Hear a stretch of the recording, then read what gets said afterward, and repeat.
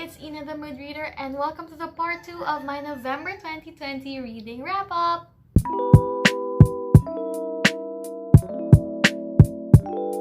Welcome to, I think this is the 12th or 13th day of my Bookmas videos.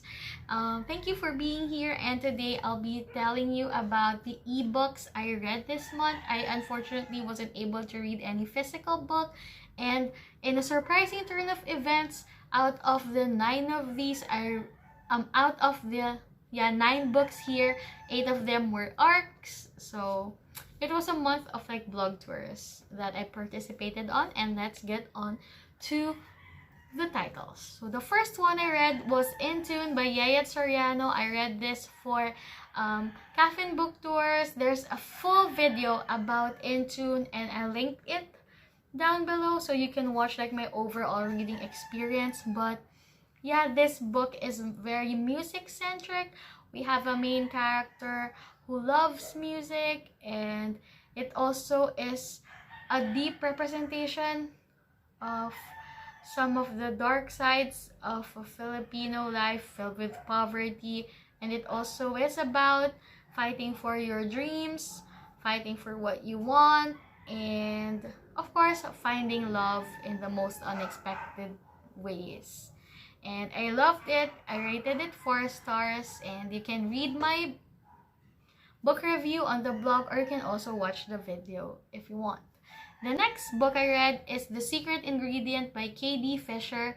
This is a restaurant romance. So we have 2 chefs, 2 rivaling chefs. One who is like more of a fine dining chef, and the other is like the home cooking expert. So one's comfort and one's like luxury, and they meet in this small town, and you know, romance ensues between them.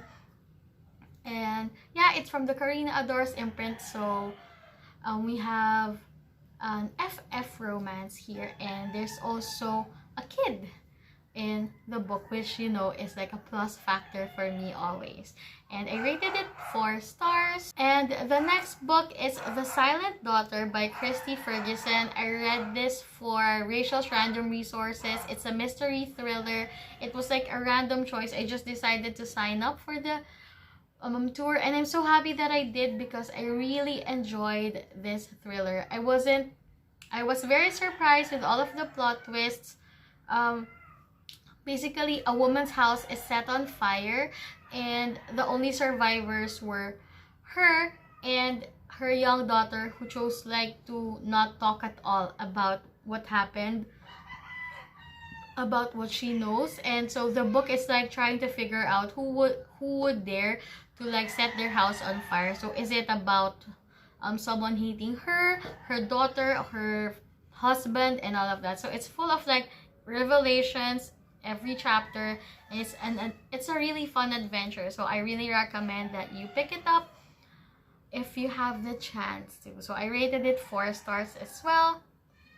The next book I read is the only non-arc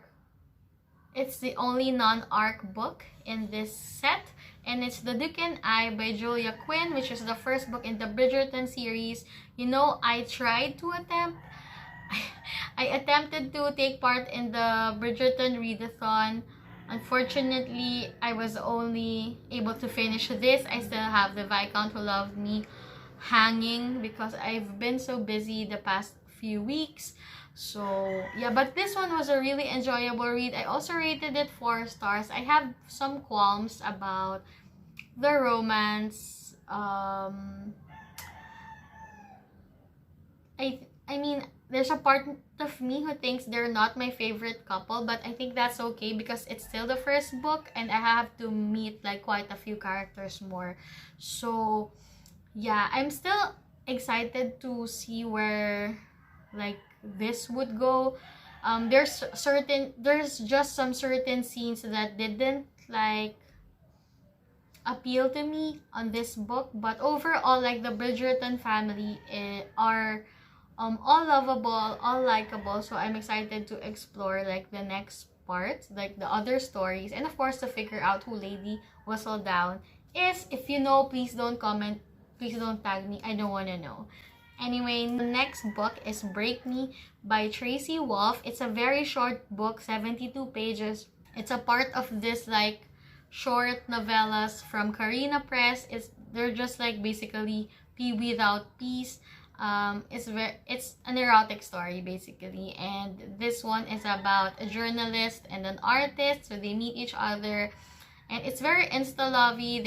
It's very steamy as well. So if you are in the mood for that, you could check this out. The next book is The Shadow Writer by Eliza Maxwell. This one is a mystery, and it revolves around this student.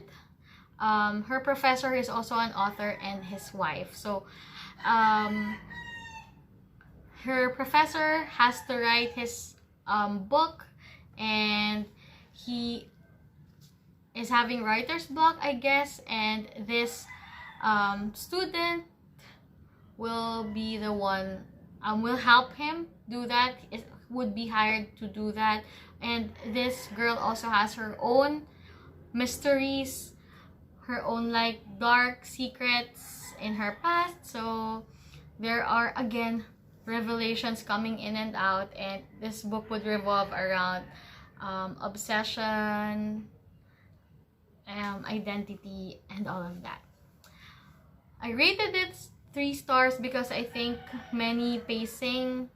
there are many pacing issues in the book, and I could have had like more oomph or like more shock factor for me to be interested in the book.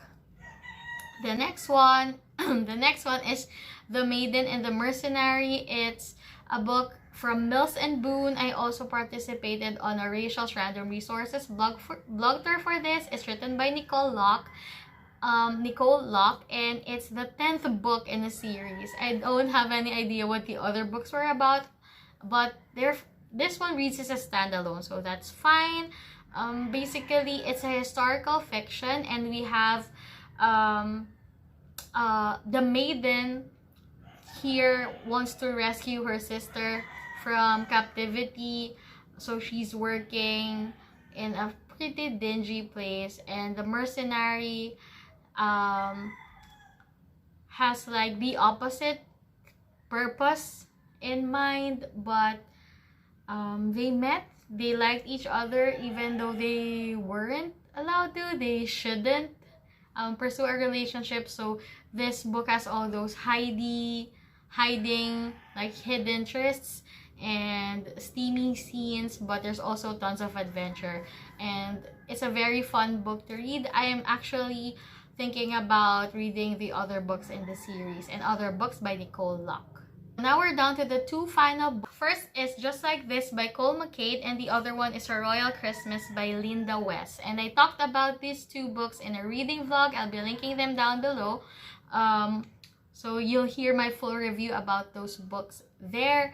But just a short description. So Just Like This is romance about a school's art teacher and the football coach. So it continues on the Albin Academy setting, which we were introduced to in Just Like That by Cole McCade.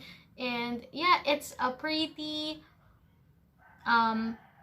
nice book to read if you're a fan of the slow burn push and pull thing.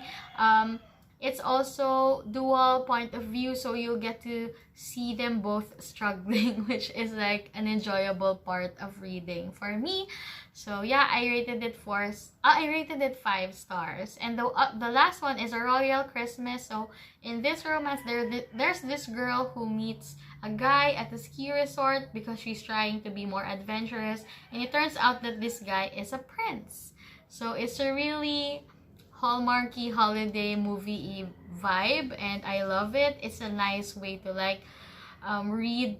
It was a nice way to close off my November and like open up to all the Christmassy holiday vibes that December gives us. So yeah, those were all the books I read for November. It was nice. I had 18 books, which is like a good number for me. And here we'll be talking about some stats.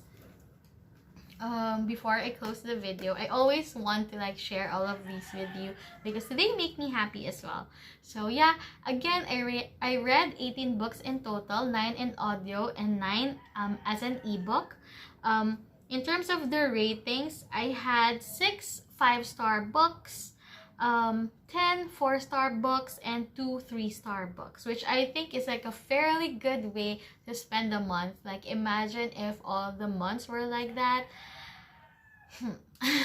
But we can never really tell if a book would like hit your fancy. So now in terms of the genres, I read 6 mystery / thrillers. I never know like how to categorize those books. I read 10 romance books because of course at the end of the day, I'm still your romance loving friend.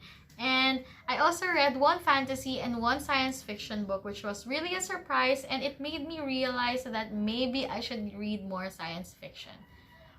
Because, I mean, it's one of those books that interested me when I was younger, so maybe I should do it, I don't know, maybe next year. And yeah, so for the year published, I read 13 2020 published titles, and oh no, I read 11 2020 published titles and 7 books from the backlist. And now in terms of the author ethnicity, this month was a pretty white one. I read like 17 books by Caucasian authors and 1 book by an Asian who is a Filipino as well.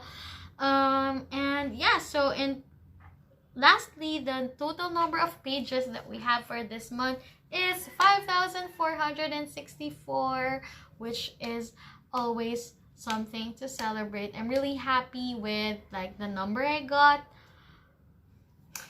and I hope, though I know I can't make it to a similar number in December, I hope that I get back to like that high numbers in January. So that's how my November reading went. Please let me know what your favorite read was for your November experience. How many books did you read? What did you like the most? What didn't you like?